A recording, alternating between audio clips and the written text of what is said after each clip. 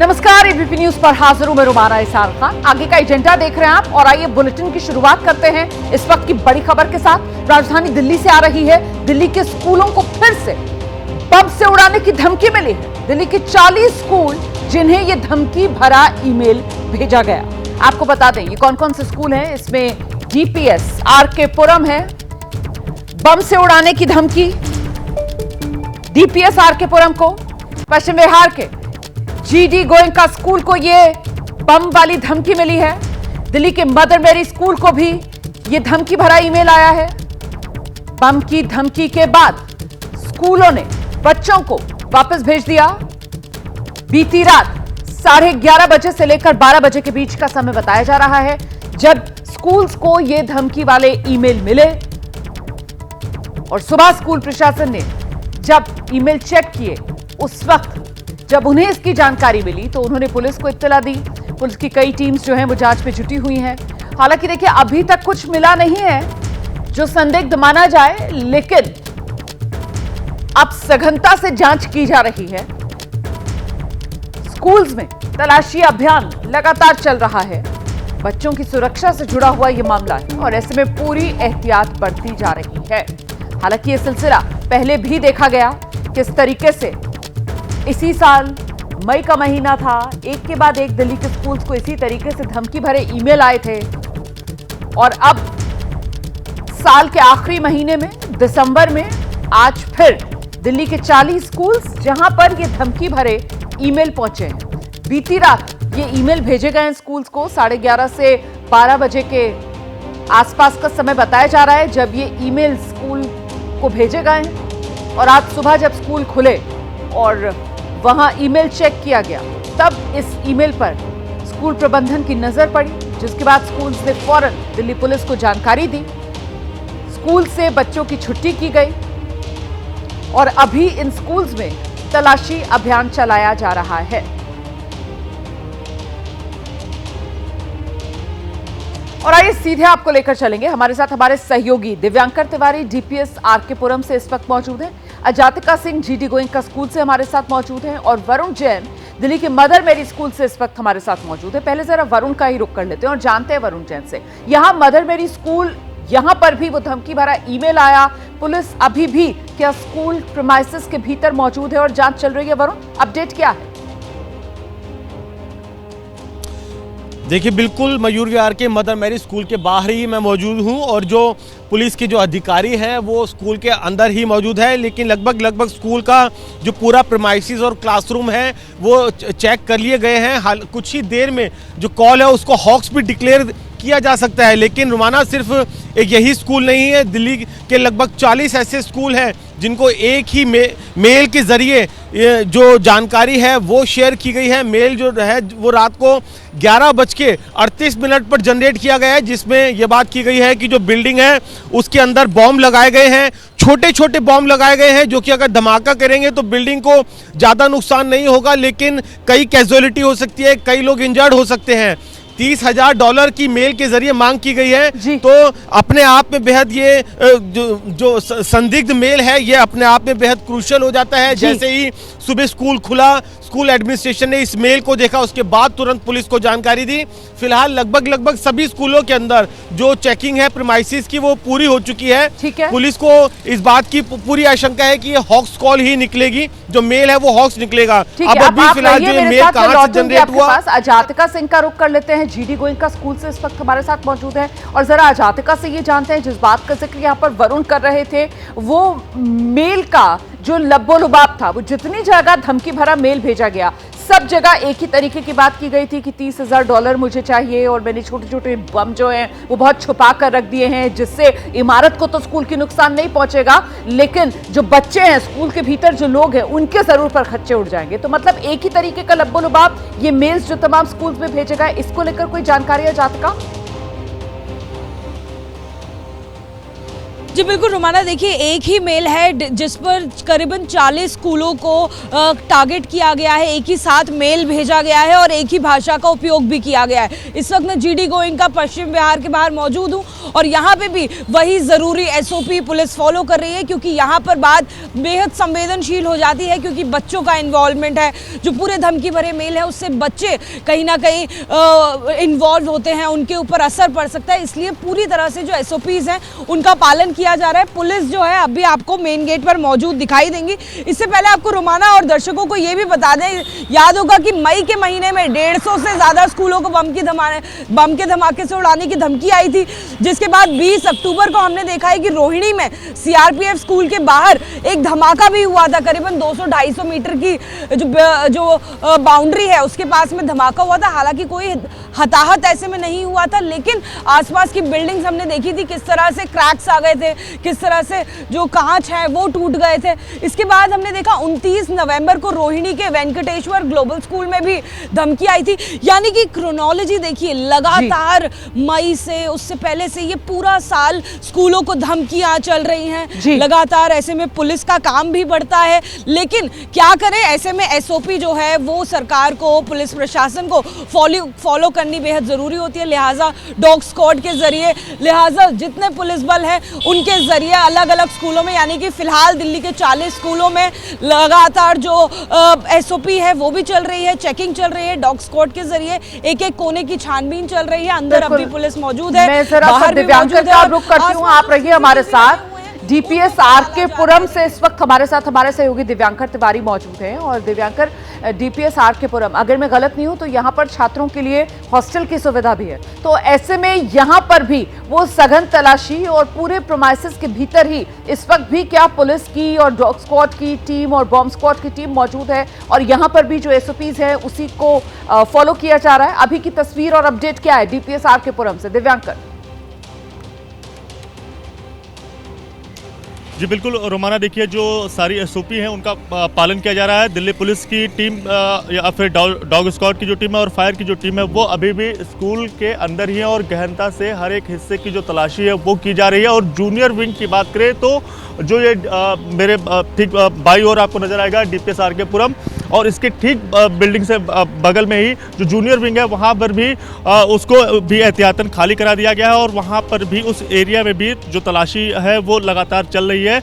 और बात करें तो ऐसे जब मेल्स आते हैं तो इनमें वीपीएन सर्वर का इस्तेमाल किया जाता है, जंपिंग सर्वर का इस्तेमाल होता है, जिसके चलते जो लोग ऐसे मतलब मेल्स भेजते हैं उनकी लोकेशन के बारे में एग्जैक्ट में पता नहीं चल पाता कि आखिर जो ये मेल है वो कहाँ से भेजा गया है। लेकिन जब ये मेल आया तो उसमें जिस तरह से तमाम सारी चीज़ें उस मेल के जरिए एक धमकी और छोटे छोटे बम बिल्डिंग के अंदर उन्हें छुपाए होने की बात जो है वो उस मेल में लिखी होती है, जिसके बाद पुलिस और तमाम जो सारी दूसरी टीमें हैं वो अभी फिलहाल डीपीएस आरके पुरम के अंदर ही हैं और गहनता से हर एक हिस्से की जांच पड़ताल करने में जुटी हुई हैं। देखने वाली बात हुई कि किस तरह से अब आगे सामने बहुत सारी चीज़ें निकल कर आती हैं, लेकिन अब तक जो तलाशी हुई है उसमें ऐसा कोई भी संदिग्ध कोई वस्तु अभी तक बरामद नहीं हुई है और जिसकी बम होने की आशंका हो या फिर कुछ दूसरी वस्तु जो है वो बरामद की गई है। लेकिन एक तरह से पैनिक फैलाने की जो कोशिश है वो इस मेल के जरिए की गई है।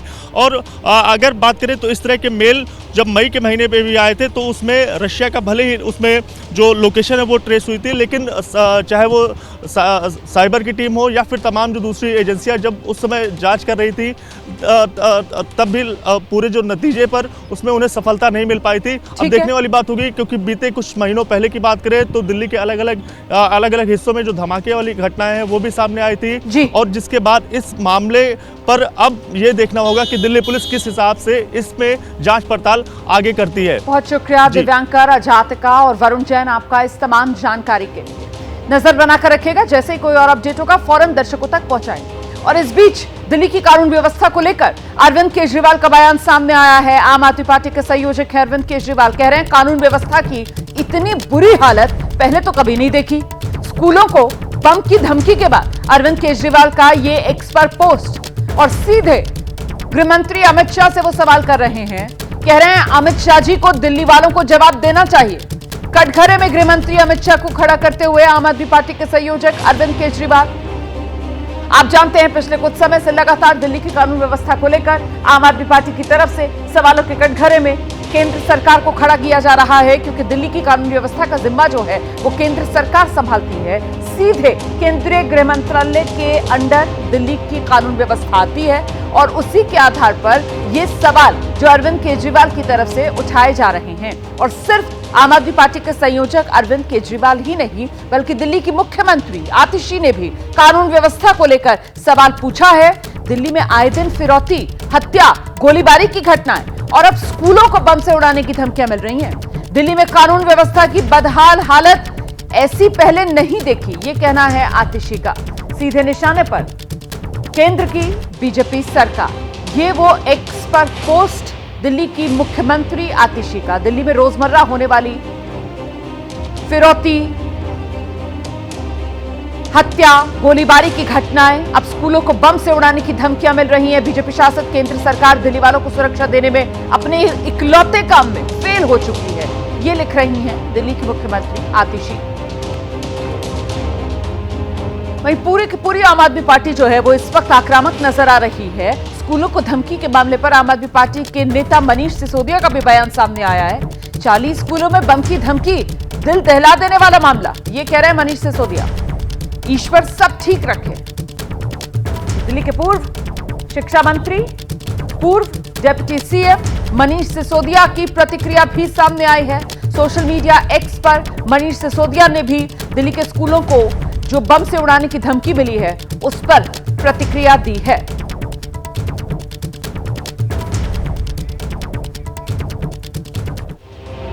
आइए आगे बढ़ते हैं, दिन की अगली बड़ी खबर का रुख करते हैं और खबर किसानों से जुड़ी हुई है। किसान दिल्ली कूच को लेकर आज दोपहर जो शंभू बॉर्डर है वहां पर एक बैठक करने वाले हैं और इसी बैठक में कोई बड़ा फैसला किसान ले सकते हैं। बैठक में किसान ये तय करेंगे कि अब उनका अगला जत्था दिल्ली कूच की कोशिश कब करेगा।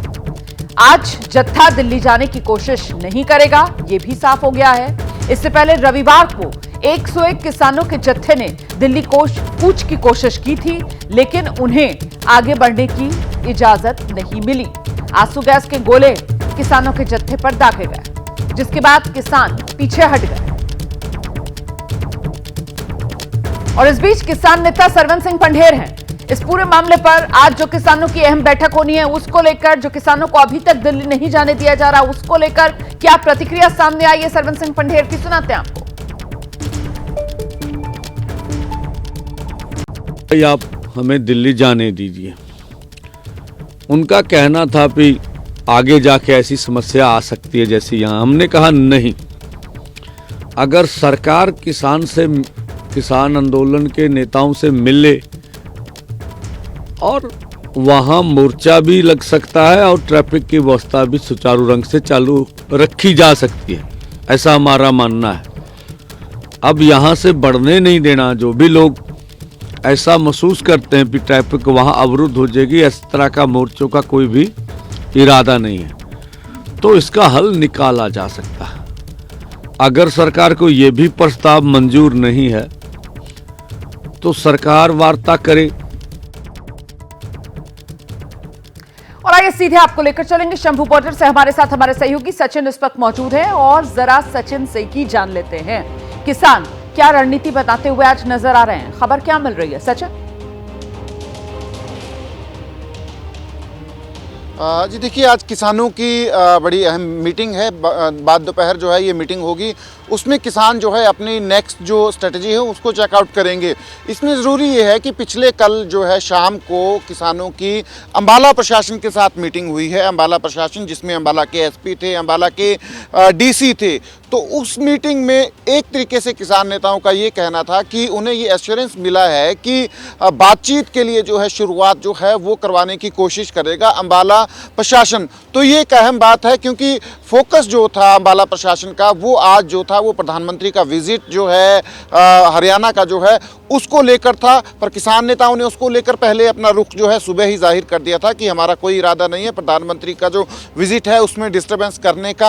और अब जो है क्योंकि आज की मीटिंग में अगर किसान कल के लिए दोबारा फाइनलाइज करते हैं कि हम दोबारा दिल्ली जाने की कोशिश करेंगे या फिर एक इनिशिएशन जो है, शुरुआत जो है वो बातचीत की अगर होती है किसी लेवल पे, तो शाम तक ये हो सकता है कि तस्वीर साफ हो कि किसानों के साथ केंद्र सरकार जो है बातचीत के लिए शुरुआत कर रही है, या फिर किसान एक बार फिर से दिल्ली जाने की कोशिश करेंगे, कूच करने की कोशिश करेंगे, और एक बार फिर से शंभू बॉर्डर पे कल जो है दोबारा हालात जो है जो पहले हमने देखे पिछले कल वैसे ही हालात बनेंगे। तो आज की मीटिंग पे बड़ा डिपेंड करता है किसानों की, और शाम तक ये तस्वीर जो है साफ हो सकती है कि इसमें क्या जो है नेक्स्ट जो है किसान करेंगे, या केंद्र सरकार की तरफ से जो है उनको कोई बातचीत का न्योता जो है वो आएगा। आप नजर बनाकर रखिए, जैसे कोई और अपडेट होगा फौरन दर्शकों तक पहुंचाइएगा। बहुत शुक्रिया आपका फिलहाल इस तमाम जानकारी के लिए। देखिए, किसानों का मुद्दा है और उस मुद्दे पर देश की सियासत जो है वो गरमाई हुई है। विपक्ष किसानों के बहाने सीधे केंद्र सरकार पर हमलावर है। हम तो किसानों का मुद्दा रोज ही, मैं तो रोज ही देता हूँ, नोटिस आज भी देंगे। अब देखिए कितना ये एक्सेप्ट तो नहीं करते ना, सुनने को तैयार ही नहीं है। अब कोई सुनने को तैयार ना हो तो क्या करे बताइए, हम लोग तो बोल ही सकते हैं। वहीं किसान आंदोलन पर सुप्रीम कोर्ट में अहम सुनवाई होनी है। शंभू बॉर्डर खोलने की मांग को लेकर यह सुनवाई होगी। पंजाब के दूसरे हाईवे खोलने की मांग पर सुनवाई। याचिकाकर्ता की तरफ से कहा गया है किसानों के आंदोलन के चलते शंभू बॉर्डर लंबे वक्त से बंद है। अब किसान यूनियनों ने पंजाब के दूसरे हाईवे भी बंद कर दिए हैं। ये न सिर्फ गैर कानूनी है बल्कि दूसरे नागरिकों के मौलिक अधिकारों का हनन है। ऐसे में सुप्रीम कोर्ट केंद्र और राज्य सरकारों को सभी सड़कें खुलवाने को कहे, और इसी याचिका को लेकर आज सुप्रीम कोर्ट में सुनवाई। किसान आंदोलन के लिहाज से महत्वपूर्ण दिन आज। नजर सुप्रीम कोर्ट पर भी लगी रहेगी हमारी।